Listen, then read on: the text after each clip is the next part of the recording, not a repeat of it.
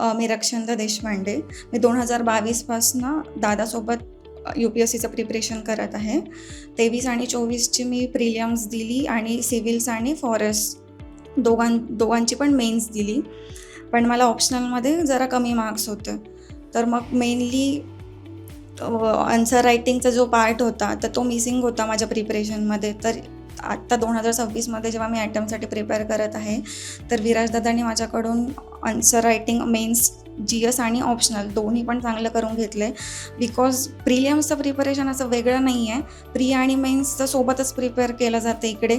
So ते सगळ्यात advantages वाटतं मला याबद्दल.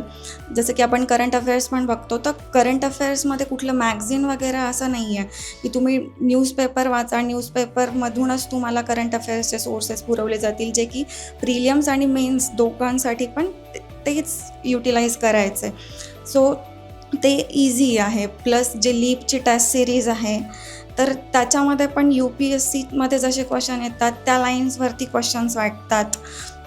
आणि सो ती टेस्ट सिरीज पण चांगली आहे. करंट अफेअर आणि स्टॅटिकवरती चांगला भर दिला जातो. जर आता जे प्रिलियम्स आहे तर नक्कीच त्याचा फायदा होईल असं वाटतं आहे. थँक्यू.